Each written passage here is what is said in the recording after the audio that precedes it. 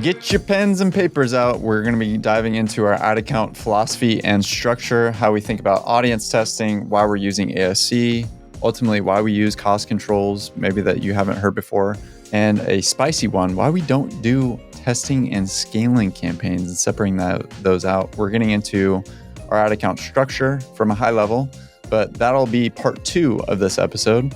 Part 1, we're going to be getting in from a high level, how we think about just creative testing at large. Let's dive in. All right, get your pens and papers out. Like I said, we're going to be getting into the weeds of our ad account structure and philosophy and why we think the way that we do and why we execute, really. So we had a brand come to us recently with just areas of opportunity, things that they were seeing, wanted to get more aligned, which we always do. We always want to get more aligned. Seeing some rising CAC challenges just across their business, concerns around lack of spend on new creative, declining new visitor percentage, and we'll get into that as well. So areas of opportunity in ad account philosophy and structure of what we're actually going through. So not going to beat a dead horse on this, why we use cost controls. If you've been following us, if you've been following our philosophy, we are very much in the cost cap bro camp, I guess a term on D2C Twitter. Well, and Andrew Ferris has talked about this as well when we brought him on, which I fully agree with. At some point, the burden of proof needs to be on the other side on why I should be willing to lose money on media buying, why I should have a daily budget that goes out regardless of performance.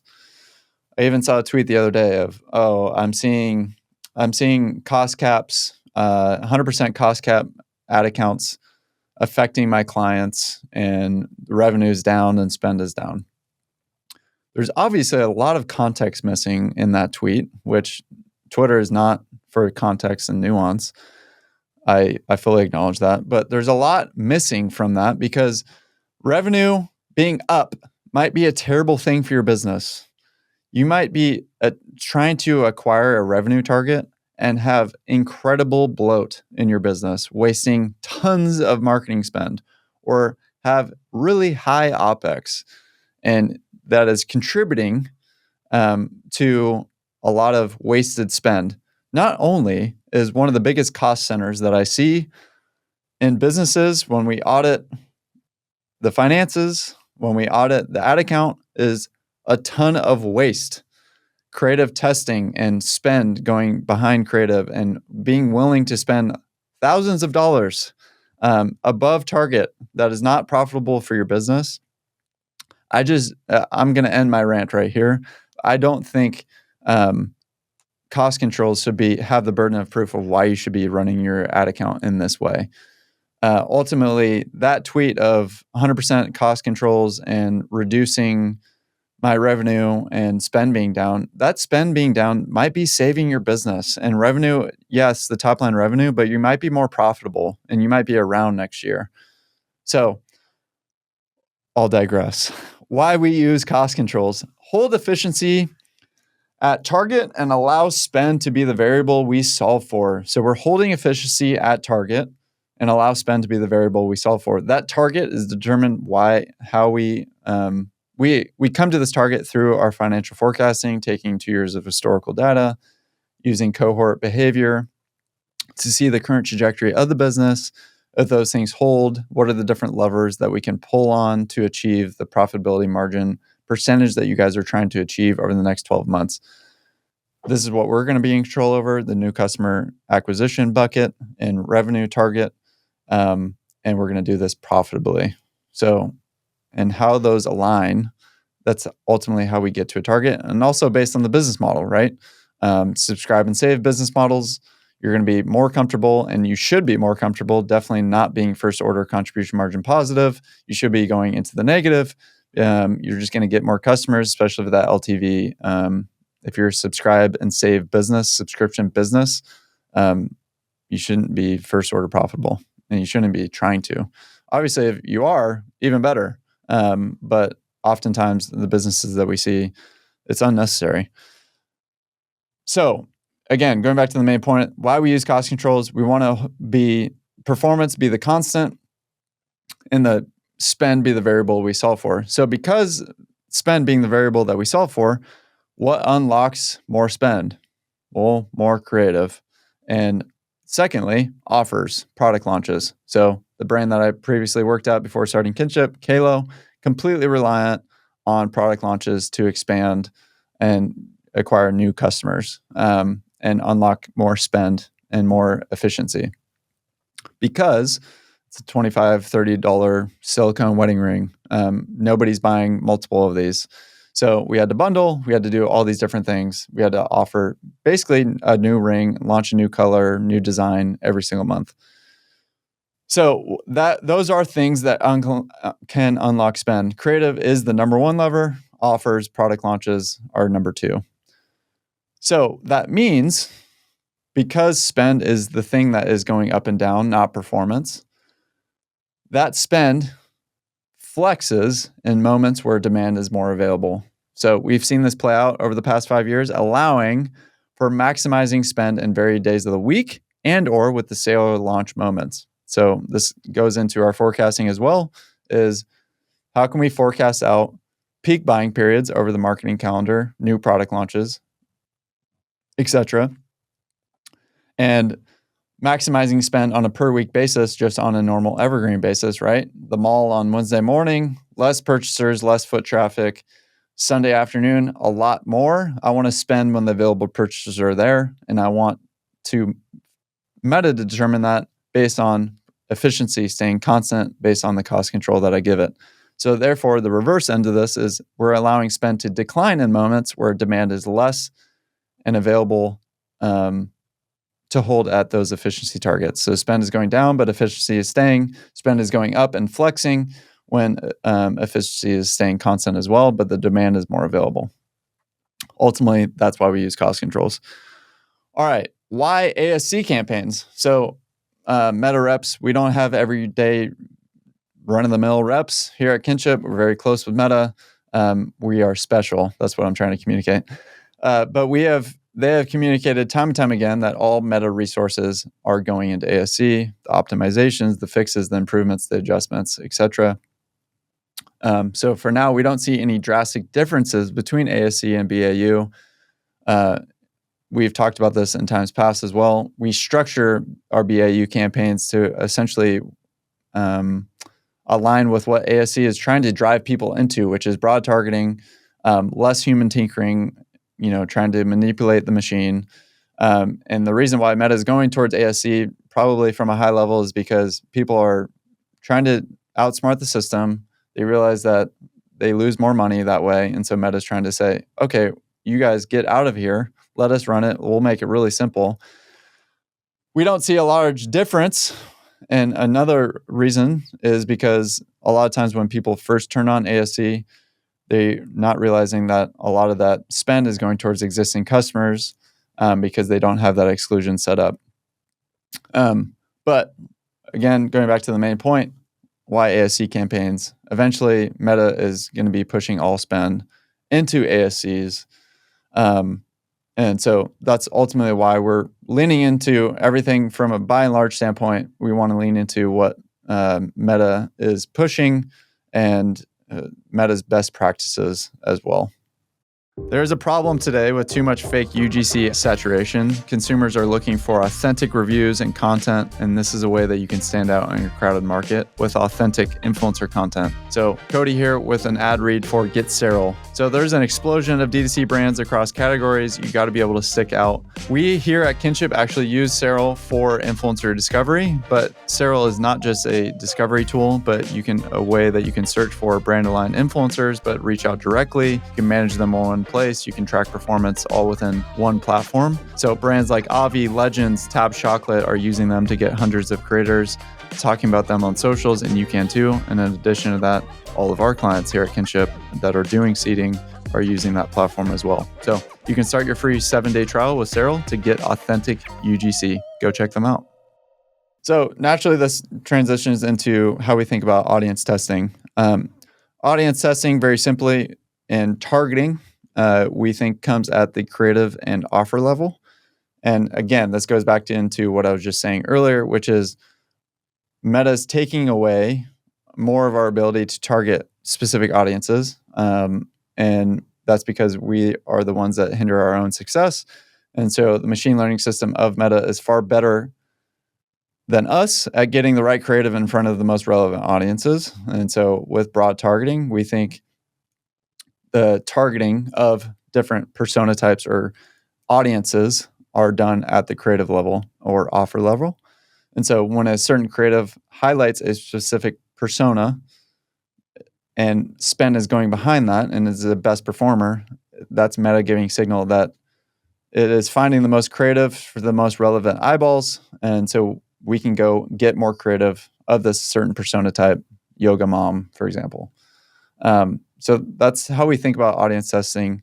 And so when we indicate and signal in our creative exactly who we intend to speak to, if it speaks to that audience well, we will see spend and efficiency on that cost control campaign continue to find success. The biggest part of this conversation is why we don't use creative testing and scaling campaigns. And to be honest, I don't even know why this is so controversial, because when I break this down and the two scenarios that I'm going to break it down, both are terrible outcomes. And again, with a cost control structure, every moment Meta is testing and scaling everything. Testing campaigns that spend become scaling campaigns, and campaigns that fizzle out and stop spending money become new testing campaigns when we add new creative to them.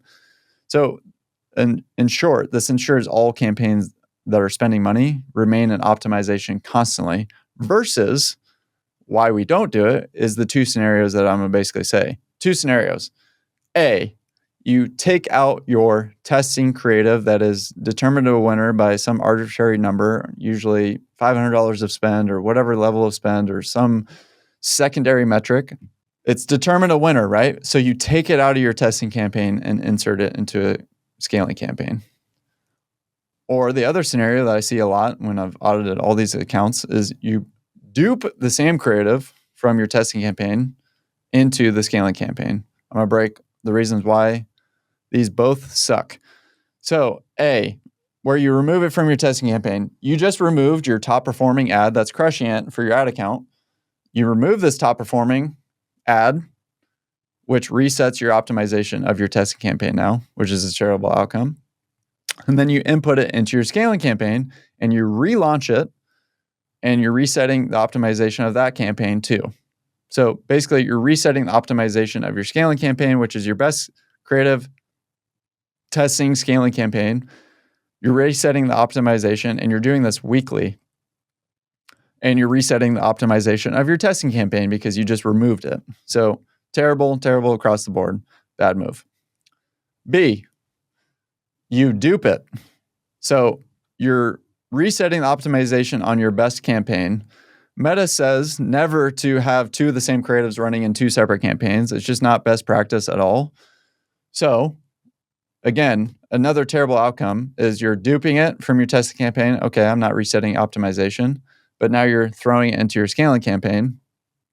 So first and foremost, that's the biggest point to make. You're resetting your scaling campaign's optimization. You're setting it back into the learning phase, and you're doing that on a weekly basis at that point, especially when you should be testing content every single week, and that's how we're doing it.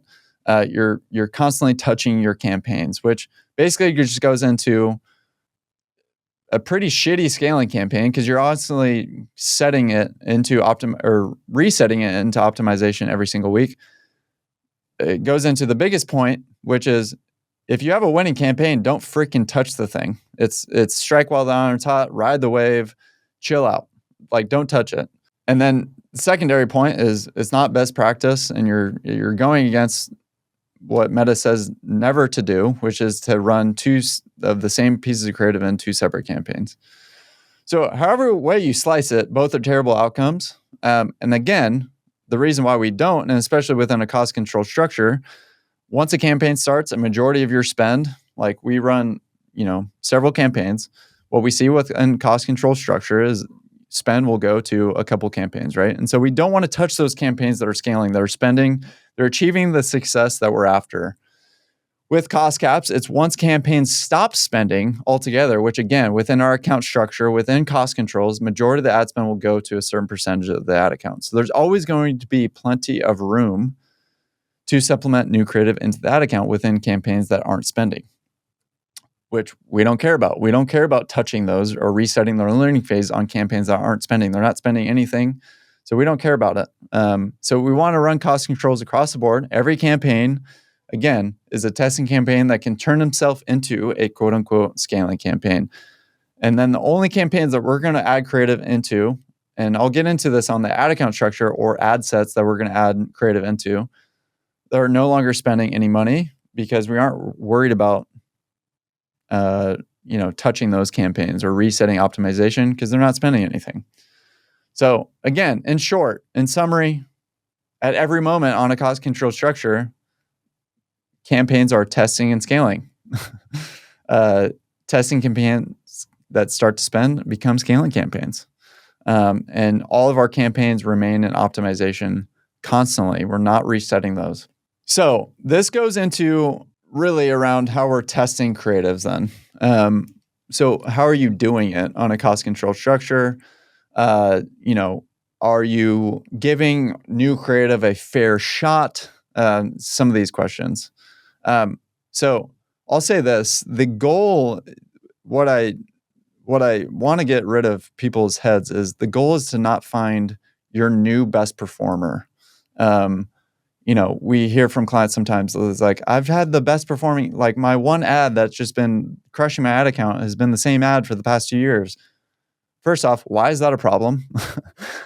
Second off, the statistical chances of us or anybody or you beating that best performing ad is probably the chances of being struck by lightning. I don't know. It's really, really unlikely. We've hardly ever seen it.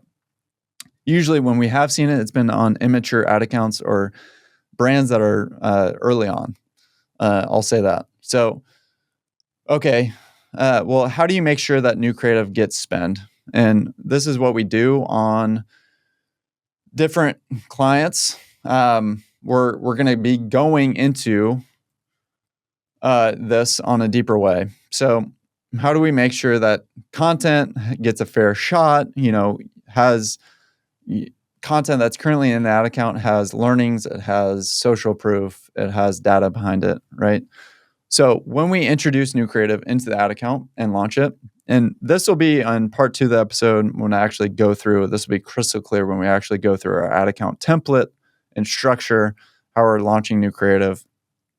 But when we launch new creative, we are actually raising those creatives in a higher cost control than the rest of the ad account, essentially giving it a more of an opportunity to find success compared to the rest of the ad account, because Meta will show existing creative some favoritism, if you will. Not always, but it could, because it has the data, it has the social proof. So in order to offset that favoritism, up to a week, we will showcase existing creative. We will elevate the cost controls on new creative that's being launched in the ad account. And if it's still not spending money at that point, you're welcome for not burning your money. Essentially is my point but up to a week's time, we are going to give new creative a fair shot. So you guys could do this in your ad accounts, is on a cost control structure, raise it up above the rest of the ad account or your existing creative. Again, the goal is not to find new best performing ads. What I've already said, the statistical significance or shot or chances of doing that is very, very unlikely. You'll never beat your best performer. Stop trying to do this. The goal is to find additional best performing creatives. Again, on a cost control structure, to find and unlock spend is the variable that we're solving for. So every piece of creative that we launch is the potential to find and unlock additional ad spend. That is the goal. So when we're launching ad creative, we're giving more of our ad account opportunity and more room to find additional creative or additional ad spend, So this brings up an important point, which is, this is going to be slightly controversial, I guess. But if we had to force spend out, get 100K out for whatever reason, both highest volume, cost control campaigns over the course of a month, all variables the same, we have the same amount of creative, the same creatives. You have highest volume, I have cost controls. We have to spend $100,000 guaranteed. Both are going to actually get about the same result. Okay. If they're getting the same result, why are you so gung-ho about cost controls then? Because this is where creative is just even more crucial, because cost caps allow you to test in a way that highest volume simply does not, without losing and wasting money. And so I can run way more creative with downside protection, which allows me to scale, allows me to find success, allows me to win way faster than you if you're running highest volume and we have to spend the same amount of money, because you don't have that downside protection. You have to have the human tinkering. And so, example, and this goes into the percent of spend that goes behind new creative. We're really looking at, if we launch one piece of creative and it gets $100,000 of spend in a week, compared to 30 creatives getting $2,000 of spend and they spend $60,000, what is the better outcome? Everybody should be saying the better outcome is the more spend behind one piece of creative. The problem is that there's a lot of sunk cost fallacy that goes into testing new creatives, because I've invested this time. And so because I've sunk this cost into getting this new creative, I'm going to continue to sink more cost, and that's why it's a fallacy, more cost into these creatives by putting and forcing spend into these creatives. And that's where, going back to the cost control structure, the burden of proof needs to be on why should I do that? We should be not doing that and not forcing ourselves. And that one creative that's getting $100,000 to spend on a cost control structure, I have no ego in that one creative or 30 creatives getting all the spend. I want to lean into the machine learning system of Facebook. I want to touch on the new visitor percentage, because I actually just put a tweet out on this recently. Again, one of our more mature clients, just to touch on this, is because the way that we structure, and this kind of, I'll touch on the exclusions. The way that we structure the ad account is we want Meta to be a new customer acquisition tool. It is best, we're going to run and be ruthless on having hard exclusions for new customers. So what does this mean? The max on website purchasers, 180 days exclusion, Shopify customer upload, and Klaviyo customer upload. Basically giving Facebook as many opportunities, or as the best that it can do, because we all acknowledge that Facebook is not perfect. Even with all the exclusions, if we're going to give it 180 days, it's going to find that customer on 181. So I fully believe Meta is the best top of funnel ad platform in the world, because we're ruthless around excluding all existing customers and existing website visitors in our advertising when we're actually running your ad account. So that kind of actually touches on our exclusions. But because of this, sometimes this new visitor percentage, and I don't know if it's a fairly new metric, but people are analyzing new visitors to your site. A brand came to us and saying, hey, my new visitor percentage is slowly going down.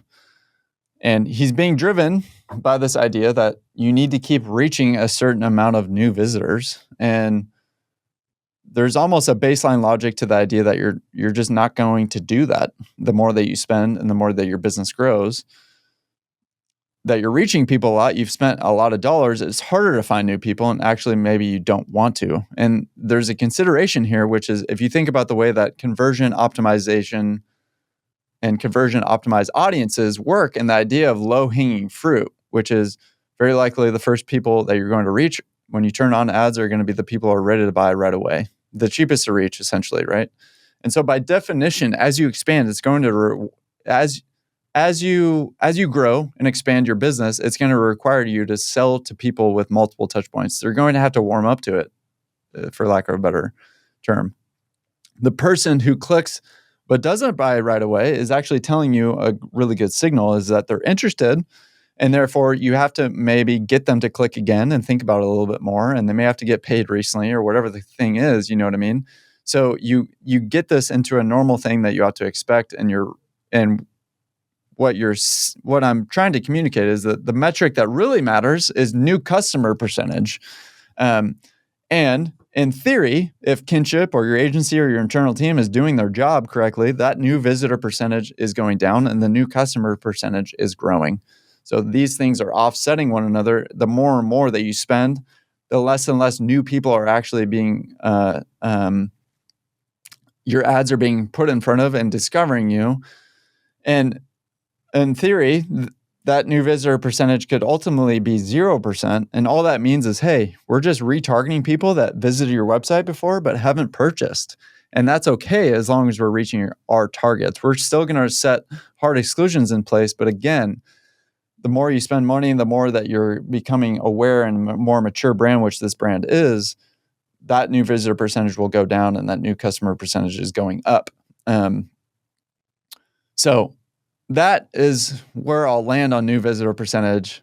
So basically, AKA spending ad dollars on past visitors who haven't converted yet is okay as long as we're hitting our targets. And honestly, the new visitor percentage is just not a good gauge on why or potentially why CAC could be increasing or decreasing. So the goal would be to acquire new customers and to continue to produce creative and offers that go after new audiences while simultaneously focusing on converting pre-existing people that maybe have visited your website but haven't purchased yet, with different offers or content as well.